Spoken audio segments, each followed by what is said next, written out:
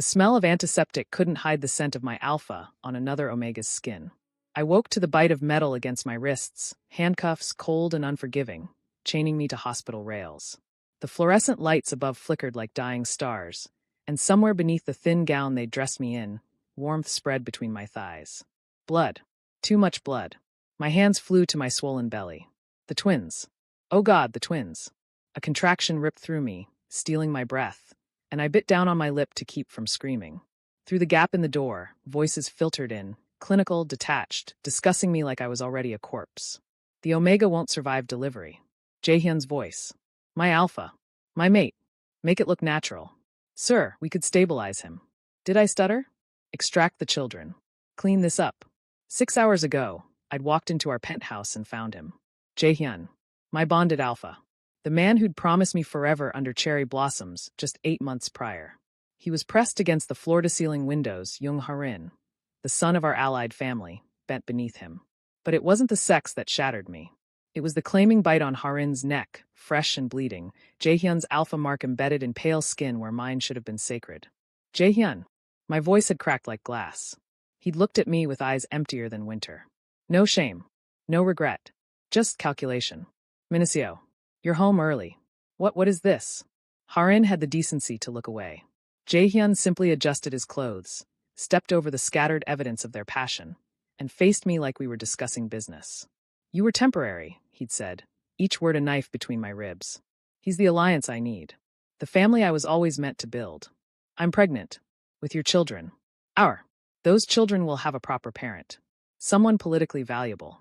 His eyes had dropped to my belly with the warmth of a stranger. You've served your purpose. Another contraction slammed into me, dragging me back to the present nightmare. They were coming. My babies were coming, and I was chained to a bed in a room that smelled like death. The door opened. Medical staff in surgical masks surrounded me. Too many hands, too many instruments. Wait, please. Prep for emergency C-section, someone ordered. No, I can deliver them, just give me. A nurse leaned close, her eyes wet above her mask. I'm sorry, she whispered, and I felt the needle pierce my arm. Ice flooded my veins. The room tilted. My vision blurred at the edges, darkness creeping in like ink in water. Through the closing tunnel of my consciousness, I saw him. Jaehyun stood in the doorway, backlit by the hallway fluorescence, his silhouette sharp and unmoving. He didn't enter, didn't speak, didn't reach for me as I drowned in whatever poison they'd given me. He just watched. My alpha watched me die. The last thing I felt was my children moving inside me, fighting to stay in the only home they'd ever known. I died that night. At least, that's what the death certificate said. Before I tell you what happens next, subscribe to Starry-Eyed Lovers and tell me where you're watching from. I woke to concrete and silence. The ceiling above me was gray cement, water-stained and cracked like spider webs. Medical equipment beeped somewhere to my left, monitors I didn't remember being attached to. The air tasted recycled, underground, nothing like the sterile hospital where I'd died. My hands moved to my stomach on instinct, and the wrongness hit me like a physical blow. Flat. Empty. A raised scar ran horizontal across my lower abdomen, still pink and healing. C-section. They'd cut my children out of me. No. The words scraped out of my throat. No. I tried to sit up, but my body was a stranger's, weak, hollow, a shell that had been gutted and left to rot. Panic clawed up my chest. Where were my babies? Where was I? How was I even alive? The door opened with a heavy metallic groan. The man who entered wasn't medical staff. Tall, broad-shouldered, with a scar running through his left eyebrow and the cold efficiency of someone who'd killed before. He stopped at the foot of my bed, arms crossed. You're awake. Good. Boss wants to see you. Who? My voice cracked. Who are you? Where am I? Name's Choi Min-jae. You're in a secure facility. Neutral territory. He pulled a tablet from his jacket. Before you ask the obvious questions, yes, you should be dead. No, your alpha doesn't know you survived. And your children are alive. The world tilted. My children, where are they? Listen carefully, because I'm only explaining this once. Min-jae's voice was flat, reciting facts. 8 months ago, you were supposed to die in a car explosion after emergency surgery. The explosion happened. The car burned. Dental records confirmed a body. Official death certificate was filed within 48 hours. But the explosion was sabotaged by one of our operatives. You were extracted before the blast. The body they found wasn't yours. He swiped the tablet. Your twins were born via emergency C-section. A boy and a girl. Healthy. They were taken immediately and registered under Jung Harin's name as the biological mother. Kong Jae-hyun's legitimate heirs. The room spun. I couldn't breathe. Couldn't think past the roaring in my ears. My babies, he gave them to his new Omega, the politically advantageous one. Min-jae's expression didn't change. They're being raised in Kang's compound as the perfect mafia family. The scandal of a dead pregnant Omega was buried with you. Something broke inside me. Not cleanly like before. This was a shattering, a complete destruction of whatever fragments I'd been holding together. A sound tore from my throat, animal and raw, and I couldn't stop it. 8 months. My children were 8 months old, and I'd never held them. Never scented them. Never. Enough. The new voice cut through my breakdown like a blade. A man stepped into the room, and the temperature seemed to drop. Taller than Min-jae, with sharp features and eyes like winter, calculating, cold, missing nothing. His presence filled the space, an alpha's dominance that made my Omega instincts recoil and submit simultaneously. Han Tae-suk. I knew him by reputation. Kong Jae-hyun's greatest rival. Lee Min-seo. He said my name like he was examining it. The Omega who came back from the dead. I couldn't speak. Could barely look at him. You want revenge? Tae-suk moved closer, each step deliberate. You want your children back? Then work with me. Why? The word was broken glass in my mouth. Why would you save me?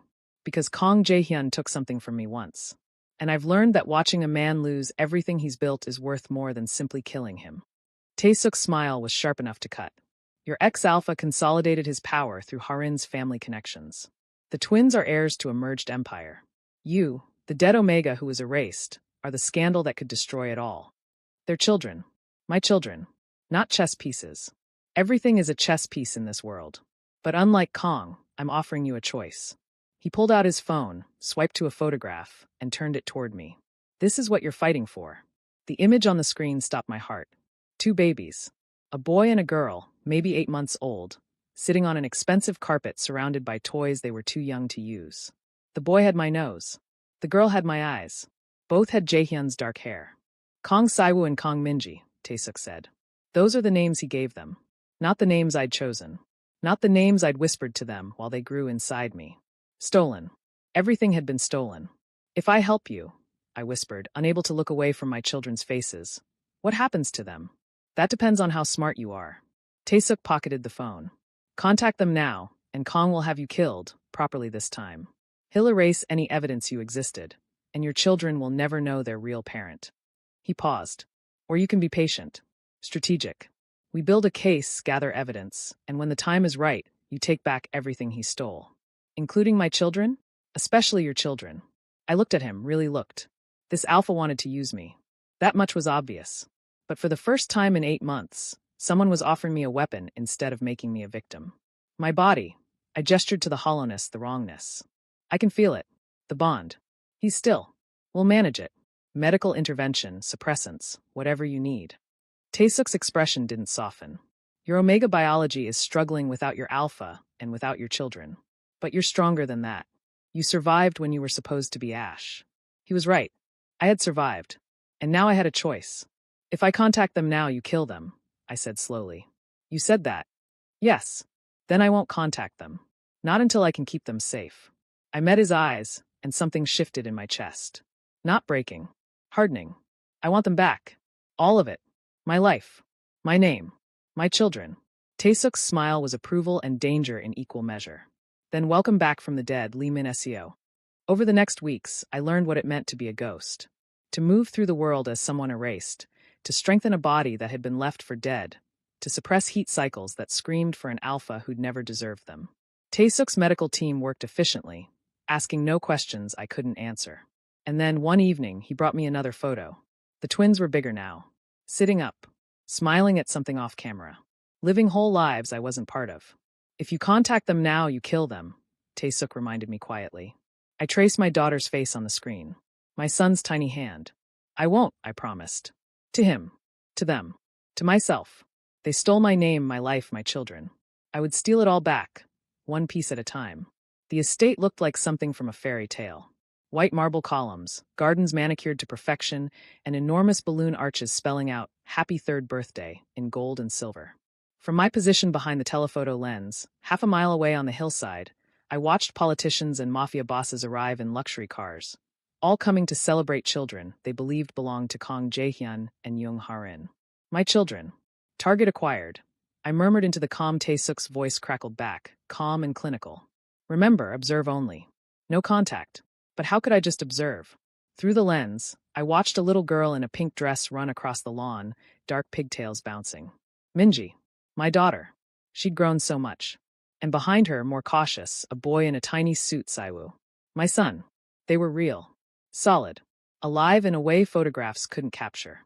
The Omega instinct hit me like a freight train. Even from this distance, my body knew. Recognized. The bond that should have formed at birth screamed through my chest, a phantom limb that ached and burned.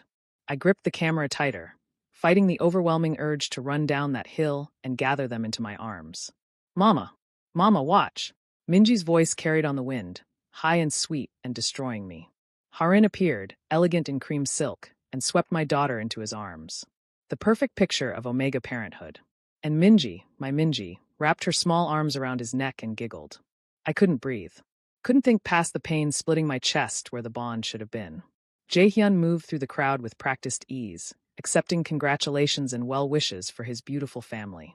His twins, the public story went, were the perfect blend of him and Harin. Strong alpha genes, refined Omega grace. The merger of two powerful families made flesh. But something was wrong. It had been wrong since the beginning, though he'd convinced himself it was normal. The twins didn't smell right to him. Oh, they carried his scent. Alpha lineage was unmistakable. But the Omega notes were off. Subtle, like wearing clothes that didn't quite fit. Harin approached with Minji on his hip, the picture of domestic bliss. Darling, the minister wants to discuss the expansion. Of course. Jae-hyun pressed a kiss to Harin's temple for the cameras, felt him stiffen slightly. They were perfect in public. In private, Harin's smiles never reached his eyes. Saiwoo tugged on his pant leg. Papa, can we have cake now? Soon, son. Jae-hyun ruffled the boy's hair, and for just a moment, Min-seo had loved chocolate cake. Would crave it during the pregnancy, eating it with his fingers at 3 a.m. while. No. He crushed the memory before it could fully form. Min-seo was dead. Had been dead for 2 years. This was his family now. Boss. His head of security materialized at his elbow. We've had another shipment disruption. Third one this month. Pattern suggests Han Tae-suk's organization. Jae-hyun's jaw tightened. Handle it. Today is about my children. But the mention of Tae-suk's name left a bitter taste in his mouth. His old rival had been too quiet lately. Too strategic. Something was coming. I waited until 3 a.m, when the mansion finally went dark. Tae-suk's intelligence was flawless. Security rotations, camera blind spots, the exact layout of the children's wing. I moved through the shadows like the ghost I was, wearing scent blockers that made me invisible to alpha senses, my heart hammering so hard I thought it might break through my ribs. The twins' bedroom was decorated in soft pastels and expensive toys they were still too young to appreciate. And there, in their small beds, they slept. I approached Minji first, my daughter, and the need to reach out was almost unbearable. She'd inherited my nose, my chin. Her small chest rose and fell with peaceful breaths. I wanted to scent her, to let my Omega pheromones wrap around her, and tell her body what her mind couldn't know. I'm your parent. I'm here. But scenting would leave traces. Chemical evidence that another Omega had been close. Sai was stirred in the adjacent bed, making a small sound. I moved to him, drinking in every detail. His serious expression, even in sleep. The way his hand clutched a stuffed bear. Mama. Minji's sleepy voice froze me in place. She hadn't opened her eyes, still caught in dreams, but the words stabbed through my chest like a blade. She called someone else Mama. Someone else got her first words, first steps, first everything. I knelt beside her bed, close enough to feel her warmth, but not close enough to touch. I'm here, I whispered, so quiet it was almost nothing. I promise, baby. I'm here. Footsteps in the hallway. A guard's radio crackled. I moved on instinct, slipping behind the curtains as the door cracked open. A security guard swept a flashlight across the room, paused, then moved on. My heart thundered. Too close. Too careless. I waited 5 agonizing minutes before escaping the way I came. The image of my sleeping children burned into my memory. Tae-suk was waiting in the control room when I returned to base, arms crossed, his expression thunderous. You compromised the mission. I didn't touch them. I stripped off the surveillance gear, hands shaking. I was careful. Careful. He moved fast, backing me against the wall. You went inside. We agreed on external surveillance only. They're my children. The words came out fierce, defensive. I needed to see them, to know they were real. They were always real, Minesio. His voice dropped dangerously low. But you don't belong to them anymore. You belong to me now. Not them. Not him. Me. The possessiveness in his tone should have frightened me. Instead, something dark and complicated twisted in my chest. I'm not property. No. His hand came up, not touching but close enough that I could feel the heat. You're a weapon. My weapon. And I won't let you dull your edge on sentiment.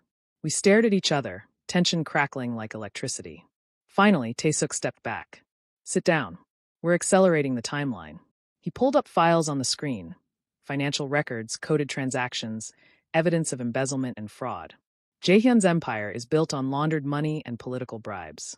We leak this to the right people, and his perfect family image starts to crack. And then we watch him scramble. Watch his allies question their loyalty. Watch the foundation crumble. Taesuk's smile was sharp as broken glass. You wanted revenge, Minesio. This is how it starts. I looked at the evidence, at the ammunition we'd been gathering for 2 years, at the path that would lead me back to my children, even if it meant burning down everything Jaehyun had built. Do it, I said quietly. Good. Taesuk's hand settled on my shoulder, possessive and grounding. Let them think they're safe. Let them celebrate their perfect life. I thought of my children sleeping peacefully in beds that should have been mine to tuck them into. Of the Alpha who'd stolen everything, and the Omega who'd taken my place. Empires built on lies always fall the hardest, I whispered. And I meant it. The photograph was creased from being hidden, folded and unfolded too many times in moments of weakness. Jung Harin stared at it now, alone in his dressing room while the rest of the mansion slept. Lee Minesio smiled back at him from the image. Young, radiant, pregnant, and glowing at some garden party 2.5 years ago. Dead. Officially dead. But Harin knew better. He'd been there that night at the hospital. Had watched from the shadows as they'd wheeled Minesio's unconscious body toward the surgical wing, belly swollen with twins that weren't supposed to survive their carrier's accident. He'd heard Jaehyun's voice, cold as winter steel. Clean this up completely. No loose ends. Harin had expected to see a body bag. Instead, he'd seen something else. Medical staff moving with strange urgency. A secondary team that didn't match the hospital's usual personnel, and Minesio's gurney disappearing down a corridor that didn't lead to the morgue. No death confirmation. No body viewing. Just a closed casket funeral 3 days later, and a death certificate that appeared with suspicious speed. And then Jaehyun had turned to him with those empty eyes and said, "The twins survived. You'll raise them as yours. Our families are united now." Harin had taken the babies, still nameless, hours old, ripped from their dying parent, and told himself he had no choice. His family had brokered this alliance. His father had made it clear, cooperate or be disowned. Refuse, and accidents happened to disobedient sons. So he'd become a mother to children who weren't his, and tried not to think about the Omega who might still be breathing somewhere, mourning the life that had been stolen. "Mama," Harin startled, shoving the photograph back into its hiding place. Sai was stood in the doorway, clutching his stuffed bear, dark eyes too knowing for a child barely 3 years old. "What's wrong, sweetheart? Bad dream?" "No." Saiwu patted closer, and Harin lifted him onto his lap, breathing in the scent of baby shampoo and something else. Something floral and foreign that didn't come from Harin's body chemistry. "Mama, why don't we smell like you?"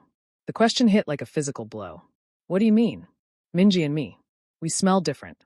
Papa smells like smoke and rain. You smell like vanilla. But we smell like..." Saiwa's small face scrunched in concentration. "Flowers. Sad flowers." Omega children could sense biological parents. Harin knew this. Had read the literature with growing dread as the twins developed. Their instincts were awakening, and no amount of bonding could override blood.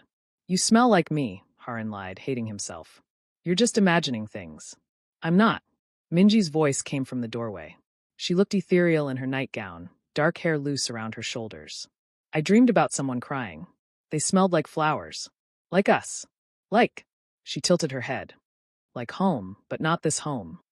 Baby, it was just a dream." "Was it?"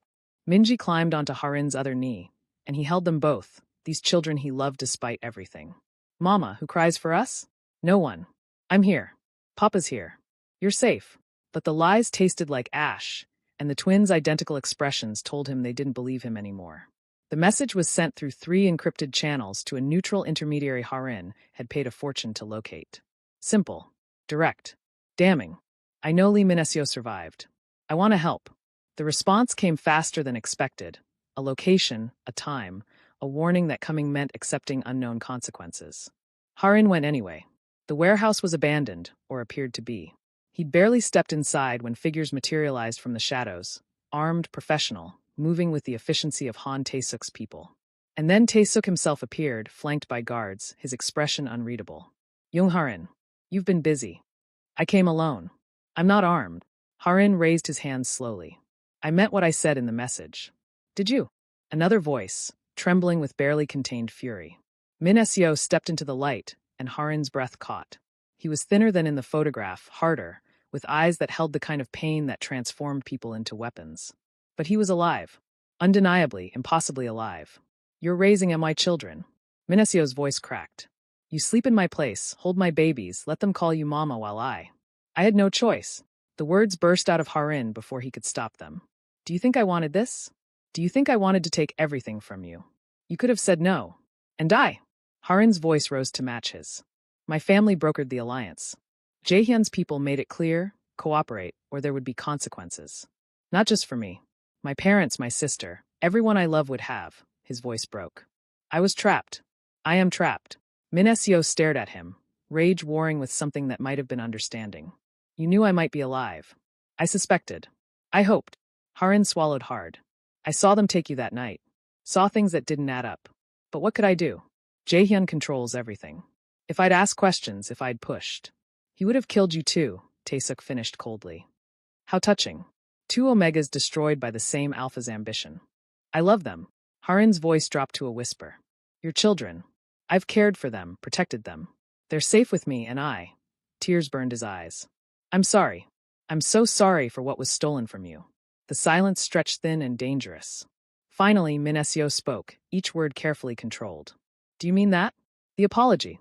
Yes. Then prove it. Min Seo stepped closer. Help me. Give me information. Access.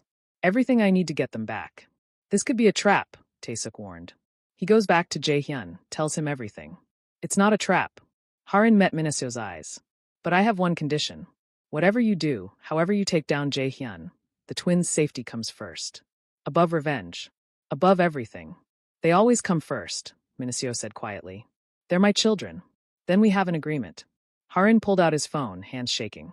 I can give you schedules, security protocols, financial records. But you have to promise me, when this is over, when you have them back, let me say goodbye properly. Let me explain why I couldn't save you both. Min Seo's expression was unreadable. I promise. Tae-suk looked between them, suspicion clear in every line of his body. If you betray us, I'll kill you myself. Slowly. I know. Harin straightened his spine. But I won't betray you. This is my chance to make something right in this nightmare. Jaehyun was waiting when Harin returned home, sitting in the dark study like a predator. You've been distant lately, Jaehyun said, swirling whiskey in his glass. Where were you tonight? Meeting with the charity committee. Planning the winter gala. The lie came smoothly practiced. Harin moved to kiss Jaehyun's cheek, playing the dutiful Omega. You look stressed, darling. Is it the supply chain issues? Among other things. Jaehyun pulled him into his lap, possessive and searching. You'd tell me if something was wrong, wouldn't you? Of course. Harin molded himself to Jaehyun's body, hiding the revulsion. You're my alpha. My everything. The words tasted like poison. Later, when Jaehyun finally slept, Harin crept to the twins' room. He photographed them sleeping peacefully, their small faces soft with dreams, and sent the image through the encrypted channel. They ask about you in their dreams. Min Seo's response came almost immediately. Tell me everything. Harin began typing, fingers steady despite his racing heart. Security codes. Meeting schedules. Jaehyun's weaknesses. Every secret that could be weaponized. The perfect family was rotting from inside, and he was the poison they'd invited in. Before I tell you what happens next, subscribe to Starry-Eyed Lovers, and tell me where you're watching from. The park was perfect. Public enough to seem innocent, isolated enough for Tae-suk's team to secure the perimeter. Harin had chosen well.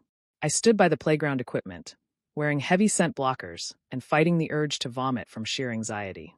They'll be here in 5 minutes, Tae-suk's voice crackled through my earpiece. Remember the story. You're Harin's friend. Nothing more. Uncle Minseo, I whispered, testing the words. Not Appa. Not Daddy. Just a stranger who happened to share a name with a ghost. My body knew before my mind did. The Omega instinct that had been screaming for 3 years suddenly sharpened, focused, oriented toward two small sources of recognition approaching through the park gate. My chest ached. My hands trembled. Every cell in my body was pulling me toward them. Harin appeared first, holding the twins' hands. Minji in a yellow dress. Saiwu in overalls. Both so much bigger than in the photographs. And then Minji's head snapped up, dark eyes finding me across the distance with unnerving precision. She let go of Harin's hand and walked straight toward me. Each step deliberate, her small face intense with concentration.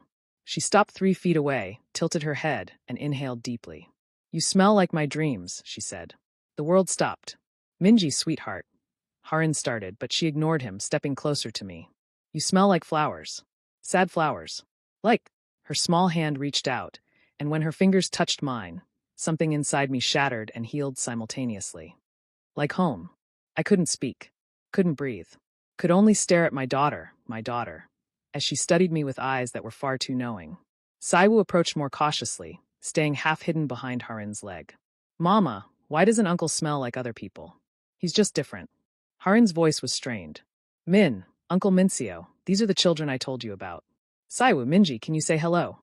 I knelt down, bringing myself to their level, and the movement brought me close enough that the scent blockers couldn't completely mask my biology. Minji's nostrils flared.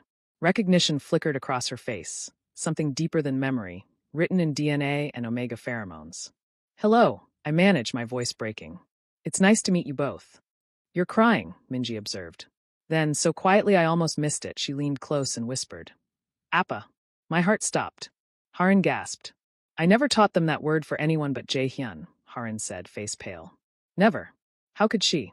"Blood remembers," I whispered, pulling Minji into my arms before I could stop myself. She came willingly, wrapping small arms around my neck and breathing deeply against my skin. "Oh God, baby. My baby." Saiwu watched this with wide eyes, then slowly approached. "Are you our real Appa?" I looked at Harin helplessly. We'd agreed on a story, on maintaining the lie. But how could I lie when my daughter was clinging to me like she'd been waiting 3 years for this moment? "Your Appa is at home," Harin said gently, crouching beside us. "Uncle Mincio is a very special friend of mine." "But he smells right," Minji insisted. She touched my face, small fingers tracing my cheeks. "Why are you crying?" "Because I'm happy to meet you." Not entirely a lie. I was drowning in happiness and grief in equal measure. "Do you know stories?" Saiwu asked, inching closer. "Mama Harin reads us stories, but sometimes I remember different ones. Ones no one told me." My hands shook. "What kind of stories?" "About a rabbit who was afraid of the moon," Saiwu said, "and a fox who learned to be brave." The story I'd made up during my pregnancy, whispering to them through my skin during sleepless nights. A story I'd never written down, never told anyone. "I know that story," I said, voice raw. "Would you like to hear it again?" Both children nodded, and for the next hour, I told them stories they shouldn't have remembered. Stories from before birth, from when they'd lived inside me and I'd promised them the world. Minji sat in my lap. Saiwa leaned against my side. And every few minutes, one of them would touch my face or sniff my neck, their Omega instincts trying to solve a puzzle their minds were too young to understand. "I know that story," Minji exclaimed after the third tale. "I dreamed it." "Me too," Saiwa whispered. "How did you know our dreams?" "Because I gave them to you," I wanted to say. "Because you lived inside me, heard my heartbeat, breathed my air. Because you're mine." "Lucky guess," I said instead. Harin's phone rang, shrill and intrusive. His face went white as he checked the screen. "It's Jae-hyun." "I have to." "Answer it," Taesuk's voice commanded through our earpieces. "Act normal." Harin stepped away, but I could hear his side of the conversation. "Yes, darling?" "We're at the park. I told you this morning." "Yes, they're fine." "Right now?" "But we just got here." "Of course. We'll come home immediately." He ended the call, expression tight with fear. "We have to go. Now." He's suspicious. "No." Minji's arms tightened around my neck. "I want to stay with Uncle." "Sweetheart, we have to go home." "No. No, no, no." She began to cry, real tears, and the sound tore through me like claws. Saiwa grabbed my hand, holding tight. "Please don't make us leave," he whispered. "You smell safe." I looked at Harin, at the panic in his eyes, then at my children who were clinging to me like they'd always known I was theirs. Every instinct screamed to run, to take them and never look back. But Taesuk's voice was firm in my ear. "Let them go." If you don't, Jaehyun will know something's wrong. I have to let you go, I told them, my voice breaking. But I promise I'll see you again soon. You promise? Minji searched my face. I promise, baby. I promise. Separating from them was agony. Physical pain that made my previous suffering seem trivial. Harin had to pry Minji's hands from my neck while she sobbed. Saiwoo went more quietly, but he looked back 3 times as they walked away, his small face devastated. I watched until they disappeared through the park gate, then collapsed onto the bench, shaking so hard I couldn't stand. Taesuk found me there 20 minutes later, still trembling, tears I couldn't stop streaming down my face. He didn't say anything at first, just sat beside me and let me break apart. They knew me, I finally gasped. They knew me, and I had to let them go. Blood always knows. His hand found my shoulder, grounding and solid. I didn't believe in bonds before. Thought it was Omega superstition, biological nonsense. He paused. Until I saw you with them. I looked at him through blurred vision. What are you saying? That you're their parent. Not Harin. Not in any way that matters. His hand moved to cup my face, thumb brushing away tears. And that I'll help you get them back, even if it costs me everything. Something shifted between us in that moment. The alliance we'd built, the revenge we'd plotted, it was more now. Something deeper. More dangerous. I'm taking them back, I said, voice steady despite the tears. No matter the cost. I know. Taesuk's expression was fierce, protective, possessive. And I'll make sure you succeed. Jaehyun knew something was wrong the moment Harin and the twins returned. The children were subdued, Minji's eyes red from crying. And they wouldn't stop talking about Uncle Mincio. He smelled like flowers, Papa, Minji said at dinner. He knew our stories. The rabbit and the moon story, Saiwoo added. The one I always dream about. What stories? Jaehyun's instincts prickled. Just children's tales. Harin's smile was too bright. My friend is very good with kids.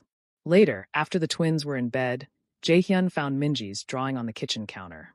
Crayon rendering of a person surrounded by flowers. The figure was crying. Who is this? He asked Harin. Just someone she met today. My friend. Your friend. Jaehyun studied the drawing, unease crawling up his spine. The proportions were wrong for a child's drawing. Too detailed, too specific. Like Minji had been drawing from memory rather than imagination. What's his name? Harin hesitated half a second too long. Mincio. The name hit Jaehyun like a bullet. That's not funny. It's a common name. Is it? Jaehyun's alpha senses were screaming danger. I want a full background check on this friend of yours. By morning. That's not necessary. I'll decide what's necessary. He stared at the drawing again, at the flowers that seemed to weep. The dead don't come back, Harin. But ghosts. He looked up, meeting Harin's terrified eyes. Ghosts haunt until the guilty pay. The Summit Hall was everything the mafia valued. Excessive wealth masquerading as legitimacy. Crystal chandeliers, marble floors, and regional bosses in $1,000 suits pretending their empires weren't built on blood and extortion. Jaehyun stood at the center of it all, the image of consolidated power, addressing the assembly with the confidence of a man who believed himself untouchable. Family is everything, he declared, voice carrying through the space. Loyalty is blood. These are the principles that have guided our alliance, that have brought prosperity to all our territories. I watched from the back of the room, disguised in a tailored suit and heavy scent blockers that made me invisible to alpha senses. My hands clenched into fists as he continued his speech, every word a mockery of the family he'd destroyed, the blood he'd spilled. Our children represent the future, Jaehyun said, gesturing broadly. The next generation, raised with our values, our strength. Our children. He called them our like he had any right. Like he hadn't stolen them from my dying body. Taesuk stood beside me, a picture of casual menace in his dark suit. Easy, he murmured. Wait for it. The doors at the far end opened, and a messenger hurried in, whispering urgently to one of the allied family heads. Then another messenger. And another. Confusion rippled through the assembly like a stone dropped in still water. What's the meaning of this? One of the bosses demanded, holding up his phone. These financial records, they show massive discrepancies in the alliance accounts. That's absurd, Jaehyun snapped. Our books are clean. Are they? Taesuk's voice cut through the room like a blade. He stepped forward, every eye turning to him. Because the documents being circulated right now tell a very different story. Chaos erupted. Phones buzzed. Voices rose. Evidence spread through the room. Carefully curated financial records showing years of embezzlement, laundered money, funds siphoned from allied families to build Jaehyun's personal empire. This is a fabrication. Jae-hyun's composure cracked. Han Tae-suk, you've always been jealous of what I've built. Jealous? Tae-suk laughed, the sound cold and sharp. I don't envy empires built on murdered omegas. The temperature in the room dropped. Jae-hyun's face went carefully blank, but I saw the tension in his shoulders, the way his hands clenched. Choose your next words carefully, Han. Or what? You'll have me killed like you killed Lee Min-seo. Tae-suk's smile was vicious. Your perfect family is built on corpses, Kong. But corpses have a way of coming back to haunt the guilty. Jae-hyun moved fast, alpha pheromones flooding the room in a display of dominance. That name means nothing. He's dead. 3 years dead. Is he? Tae-suk met the pheromone challenge with his own, 2 alpha wills colliding in the space between them. Or did you just bury the evidence? You're insane. Am I? Tell me, Kong. How do your children smell to you? Do they smell like Harin? Or do they smell like someone else entirely? Jae-hyun froze. Something flickered across his face. Doubt, fear, realization. Who told you to look into my family? Someone who knows all your secrets. Tae-suk's grin was predatory. Someone who's been watching. Waiting. Planning. The violence erupted before I could process it. Jae-hyun lunged, Tae-suk met him, and suddenly bodyguards were drawing weapons, the summit dissolving into factional chaos. But I couldn't stay hidden anymore. Couldn't watch him deny my existence while standing 10 feet away. I tore off the scent blockers. The effect was immediate. My omega pheromones hit the room like a tidal wave, distinct, undeniable, carrying the signature that 3 years ago had been bonded to Kong Jae-hyun. Every alpha in the room turned, searching for the source, but none so violently as Jae-hyun himself. He staggered like he'd been shot, his body recognizing what his mind refused to accept. Our eyes met across the chaos, and I watched his world shatter in real time. No. The word was barely a whisper. No, you can't be. I stepped forward, shedding the disguise like a second skin, letting him see every scar, every change, every hard edge I'd earned surviving his murder attempt. Did you mourn me? My voice cut through the noise, stopping everyone mid-motion. Or just the scandal? Min-seo. He said my name like a prayer and a curse. You're alive. You're how? Does it matter? I moved closer, watching him recoil. You ordered my death. You stole my children. You erased me from existence and built your perfect empire on my grave. I never ordered, his face twisted. The explosion was supposed to be. I thought you were dead. You thought wrong. I smiled, and it was nothing like the smile I'd worn when I loved him. Surprise. He reached for me, alpha instinct overriding reason, but Tae-suk was faster. His hand locked around Jae-hyun's wrist with crushing force. Don't touch him. He's not yours anymore. He's my bonded omega. Was your bonded omega. Before you tried to kill him. Tae-suk shoved him back. Now he belongs to me. The possessiveness in those words should have bothered me. Instead, I felt protected. Claimed in a way that honored rather than erased. Jae-hyun's expression cycled through shock, rage, grief, denial. The twins, oh God, the twins. They're yours. They were always, Min-seo. I didn't know you survived, I swear. You didn't know because you didn't care. I backed toward Tae-suk's team, who were forming a protective barrier. You got what you wanted. Power. Alliance. Perfect family. And now you get to watch me take it all back. Find him. Jae-hyun roared as we moved toward the exit. Don't let him leave this building. But Tae-suk's extraction was flawless. Smoke grenades, strategically placed exits, a motorcade waiting. Within minutes, we were speeding away from the summit as sirens wailed, and the alliance Jae-hyun had built began its spectacular collapse. I sat in the back of the armored vehicle, shaking so hard my teeth chattered.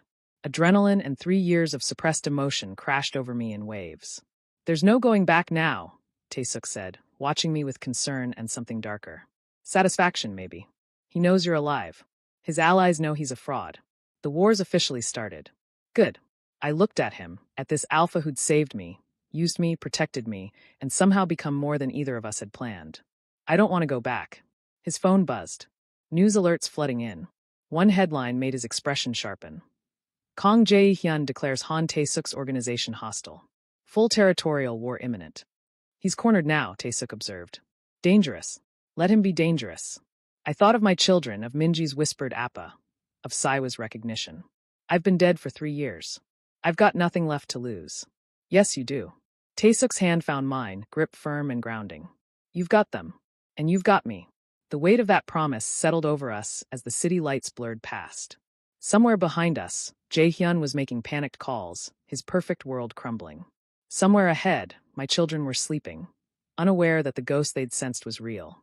I wanted him to see me, to know his greatest sin was still breathing. Now let him choke on it. Before I tell you what happens next, subscribe to Starry-Eyed Lovers, and tell me where you're watching from. Saiwa didn't understand why their house felt scary now. There were men with guns everywhere, in the hallways, by the doors, even outside his and Minji's bedroom window. Papa's face looked different too. Not angry exactly, but something worse. Something that made Saiwa's tummy hurt when he looked at him. Minji, he whispered across their shared room. Are we in trouble? His sister sat up in bed, hugging her stuffed rabbit. I don't think so.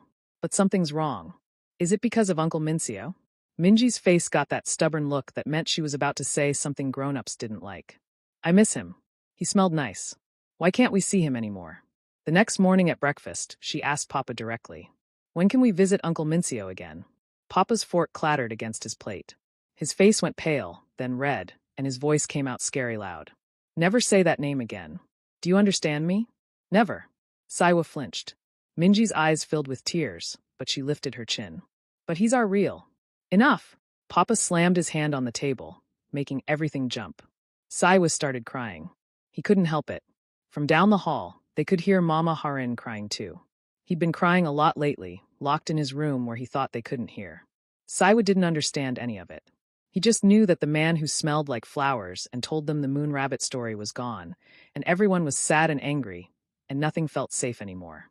Jaehyun stared at the private investigator's report, his hands shaking. Subject, Lee Minaseo. Status, alive.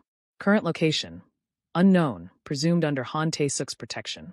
Medical records from 3 years prior had been falsified. The explosion had been real, but the body identified as Minaseo's belonged to someone else entirely. He'd been alive this whole time. While Jaehyun built his empire, raised the twins as his own, convinced himself that sacrificing one Omega for political power had been necessary, Minaseo had been alive. The security footage was worse. Recovered CCTV from the park showed everything. Minaseo kneeling in front of the twins. Minji walking straight to him like she'd been pulled by invisible threads. The way both children had touched his face, clung to him, looked at him with recognition that should have been impossible. Jaehyun watched the silent footage, his throat tight. The audio was corrupted, but he could read Minji's lips as she leaned close to Minaseo's ear. Appa.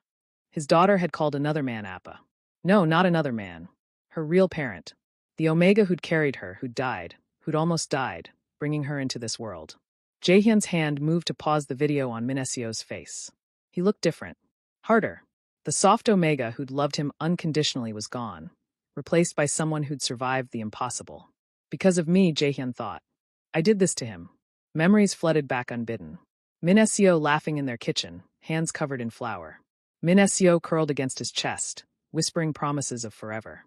Minaseo pregnant and glowing, talking to the twins through his skin, making up stories about brave rabbits and healing foxes. I loved you, Jaehyun whispered to the frozen image. I loved you, and I let them kill you anyway. The twins had never fully bonded with him. He'd told himself it was normal, that children took time. But now he understood. They'd sensed the lie. Their Omega biology had been searching for their real parent, and he'd never been enough. Harin stood in Jaehyun's study, spine straight despite the fear coursing through him. He'd known this confrontation was coming. You knew. Jaehyun's voice was deadly quiet. You knew Minaseo was alive. I suspected. Then I helped him. Harin met his eyes. Yes. How long? Does it matter? You destroyed him first. Harin's voice shook. Those children cry for him in their sleep, Jaehyun. They know. On some level they've always known. That's impossible. Is it? Harin pulled out his phone, showed him the pediatrician reports he'd been hiding. Developmental delays. Attachment disorder. The doctors blamed premature birth, but I researched it. Omega children suffer without their biological parent bond. It's not just emotional, it's physical, chemical. They're incomplete without him. Jaehyun sank into his chair, the reports swimming before his eyes. Elevated cortisol levels. Sleep disturbances. Failure to properly bond with either parent despite all intervention attempts. Minji asked me last week why she feels empty inside. Harin continued softly. She's 3 years old, and she already knows something vital is missing. That's what you did when you took them from Minaseo. I thought, Jaehyun's voice broke. I thought I was protecting them, building them a better life. You built them a prison. Harin's expression was a mix of pity and contempt. And now they're paying for your choices. The pain hit me without warning, doubling me over in Tae-suk's safe house. A sharp, twisting agony in my chest that had nothing to do with physical injury. Minacio? Tae-suk was at my side instantly. What's wrong? The twins. I gasped through gritted teeth. Something's wrong. I can feel it. That's not possible. The bond was never completed. It doesn't matter. The pain intensified. They're distressed. Scared. I can feel them. Omega biology was supposed to require skin contact, scenting, bonding rituals. But pregnancy changed things. For 9 months, we'd been one organism. Some connections couldn't be broken by distance or time. Tae-suk's expression hardened. We can extract them. Tonight. I have teams ready. No. I forced myself upright despite the pain. Violence would traumatize them worse. They're already suffering. Then what do you want to do? I don't know. The law recognizes Harin as their mother. I'm legally dead. We can't just, my phone buzzed. Unknown number. Encrypted message. We need to talk. About the children. KJH. Jaehyun. The alpha who'd tried to erase me was asking to talk. It's a trap, Tae-suk said immediately. Maybe. I stared at the message. Or maybe he finally understands what he's done. You're not meeting him alone. He's their father, Tae-suk. This isn't just about revenge anymore. I met his eyes. If there's a chance, any chance, of getting my children back without destroying them in the process, I have to try. Tae-suk's jaw clenched, alpha possessiveness and jealousy warring with logic. I don't trust him. And I don't trust him near you. I know. I touched his face, feeling the tension there. But they're suffering. I can feel it. And I'll do whatever it takes to stop their pain. Even if it meant facing the alpha who'd broken me. Even if it cost me everything. Jaehyun stood in the twins' doorway, watching them sleep fitfully. Minji whimpered, tangled in her sheets. Saiwa's small face was tight with distress even in unconsciousness. As Jaehyun watched, Minji's eyes moved rapidly behind closed lids, caught in some dream. Her lips moved, forming words he had to strain to hear. Appa-min. Appa-min, come back. The sound of his daughter calling for another parent, the right parent, shattered something fundamental in Jaehyun's chest. All his justifications, all his political maneuvering, all his power meant nothing if his children were suffering because of his choices. He'd built an empire on Minasio's grave. Now that grave was empty, and everything he'd constructed was collapsing. Some mistakes can't be undone. But I had to try, even if it cost me everything I'd built on his grave. Jaehyun pulled out his phone and typed a second message. Name the place. I'll come alone. For them. Before I tell you what happens next, subscribe to Starry-Eyed Lovers, and tell me where you're watching from. The courthouse steps were swarmed with reporters when Tae-suk's legal team filed the motion. I watched from the car as cameras flashed, journalists shouting questions at the stone-faced lawyers carrying documents that would blow apart 3 years of carefully constructed lies. Petition for DNA testing. Custody hearing. Fraud investigation into falsified birth certificates and death records. Every legal weapon we had, deployed simultaneously. By evening, the headlines screamed across every screen. Dead Omega returns. Mafia air fraud scandal. My face, old photos from before the death. Plastered beside images of Jaehyun's perfect family. Jaehyun's allies are scrambling, Tae-suk reported, scrolling through intelligence updates. 3 families have already demanded emergency meetings. Harin's father is threatening to withdraw all support. I should have felt victorious. Instead, I felt hollow. Jaehyun's office had become a war room of desperate damage control. Lawyers, family members, business partners, all demanding answers he couldn't give. You told us the Omega was dead. Harin's father slammed his fist on the desk. You built this alliance on that foundation. The marriage contract, the merger, everything, it's all void. Built on lies. I thought he was dead. Your thoughts don't matter. Facts matter. Legal reality matters. The older Alpha's face was purple with rage. My son's name is attached to fraudulent birth certificates. Do you understand what that means? Another ally cut in. Our investments were contingent on the legitimacy of your heir situation. If those children aren't legally Harin's, they're mine, Jaehyun said quietly. Biologically mine. That hasn't changed. But their mother is Lee Minacio. Was always Lee Minacio. Jaehyun looked at the assembled faces, saw the judgment, the calculation of who would benefit most from his downfall. His empire, built so carefully over 3 years, was crumbling like sand castles before a tide. Protect the power, or protect the children. He thought of Minji calling out for Appa-min in her sleep. Of Saiwa's haunted eyes. Of 3 years of half-bonding and attachment issues he blamed on everything except the truth. I'm cooperating with Minasio's legal team, he announced. DNA testing, custody evaluation, whatever he needs. The room erupted in protests, but Jae-hyun was done listening. Some things were more important than empires. I found myself on the balcony at 3 in the morning, staring at city lights and feeling nothing like triumph. The legal papers had been filed. The machinery of justice was grinding forward. Soon I'd have my children back. So why did I feel so empty? You should be sleeping. Taesuk's voice came from behind me. Big week ahead. I can't. I didn't turn around. Taesuk, what if they hate me? I'm a stranger. Harin's raised them. Jaehyun's been their papa. I'm just the ghost who came back. He moved beside me, close enough that I could feel his warmth. They knew you the moment they met you. Knowing and wanting are different things. My voice cracked. What if I get them back and I'm broken? What if 3 years of surviving made me into something that can't be apparent? Min Seo. I'm serious. I don't know if I can do this. If I'm enough. Taesuk's hand caught my chin, turning my face toward his. His expression was fierce, certain.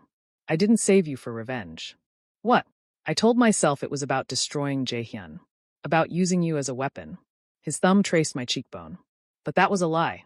I saved you because I saw someone worth saving. Someone strong enough to survive the impossible. And that person is more than enough for those children. The kiss happened before I could process it.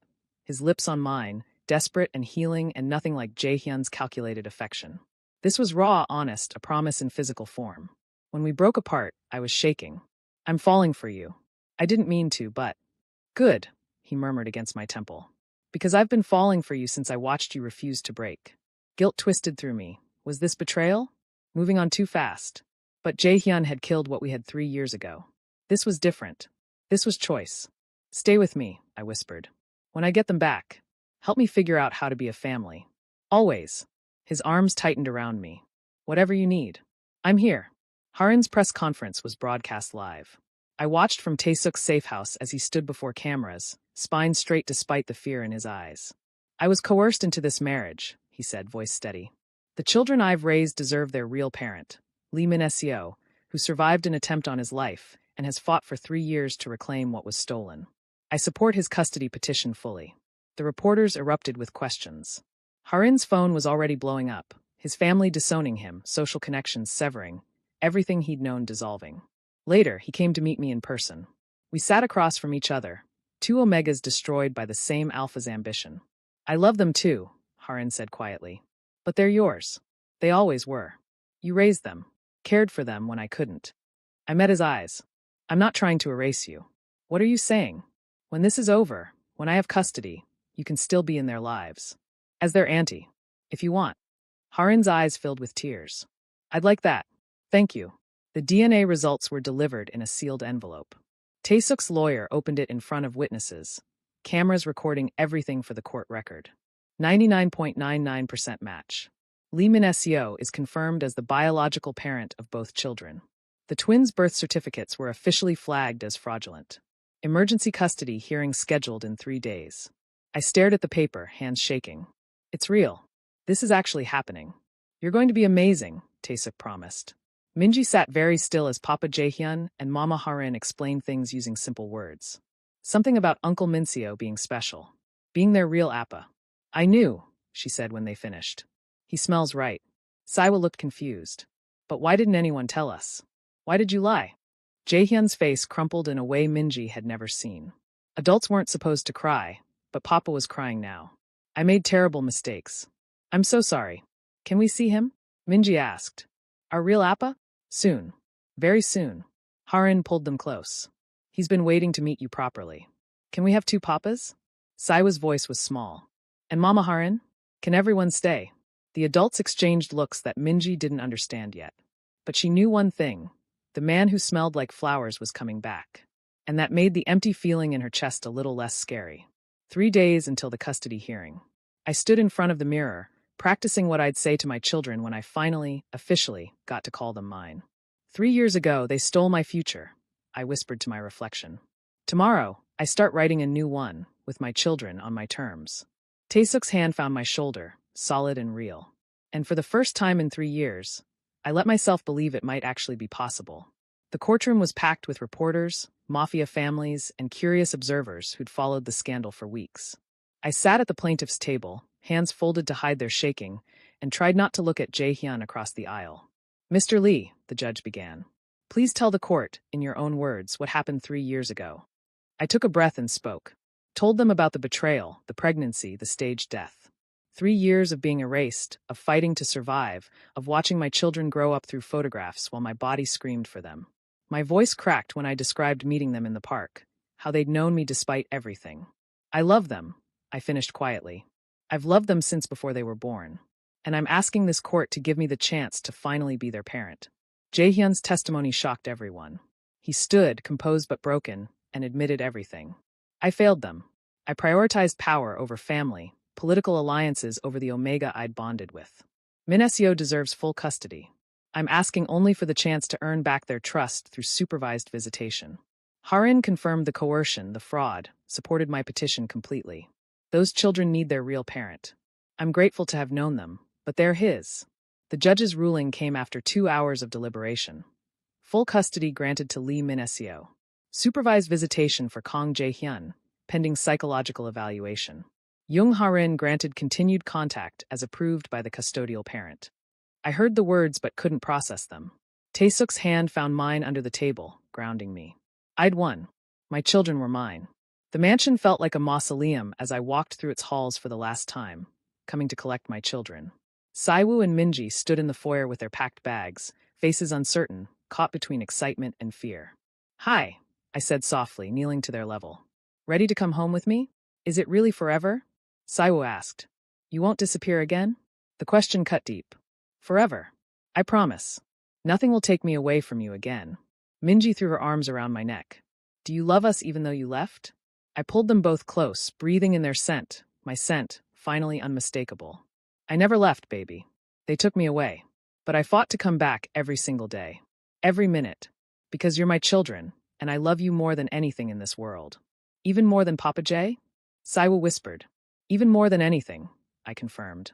We moved their things to Tae-suk's property, a secure house that felt warm instead of fortress-like. That night, I tucked them into their new beds, heart pounding with the enormity of this moment. First bedtime. First night as a real family. "Appa." Minji's voice was small in the darkness. "Will you sing? What do you want to hear?" "The flower song. From our dreams." I hadn't sung it in 3 years, but the words came easily. A lullaby I'd made up during pregnancy, singing to them through my skin. As the melody filled the room, both children's eyes went wide. "That's it," Saiwa breathed. "That's the song. You remember?" My voice caught. "We always remembered," Minji said, already drowsy. "We just didn't know why."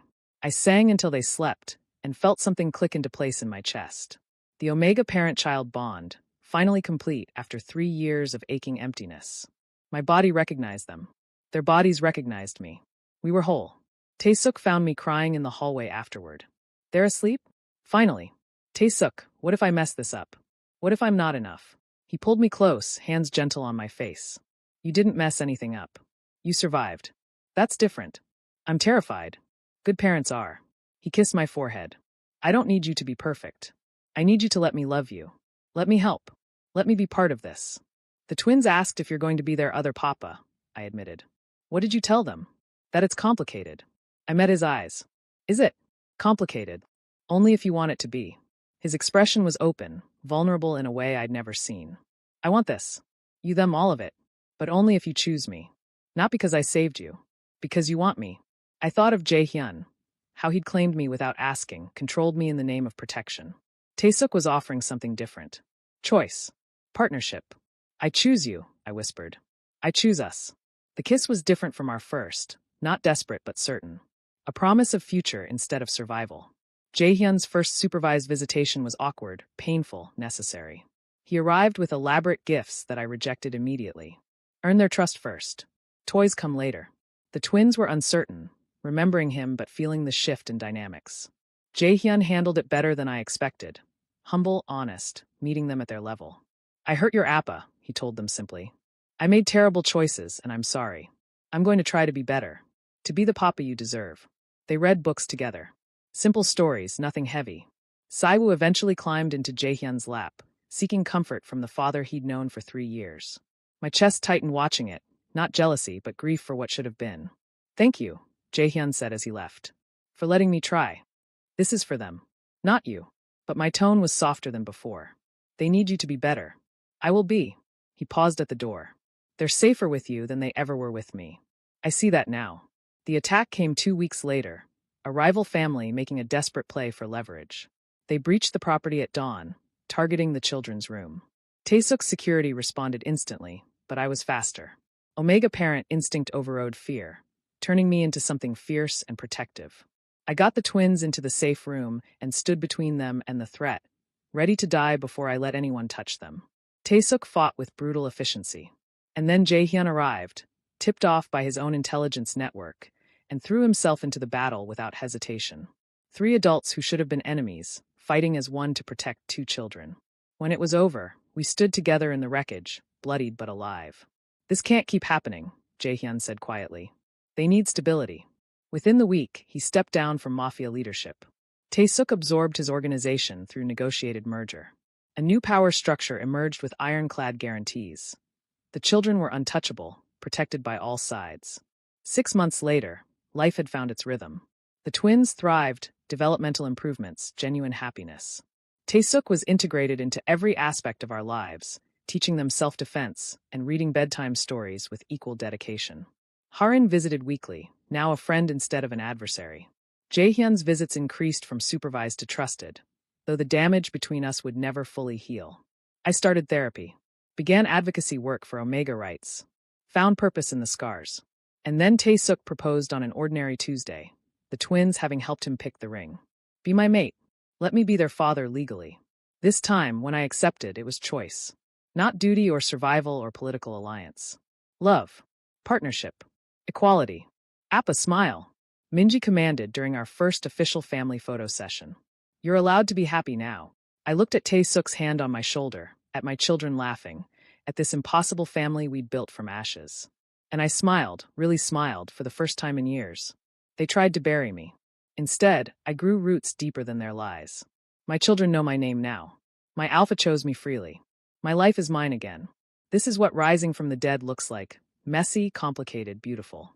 And I would do it all again. Every scar, every tear, every impossible fight, for this moment. For them. For us.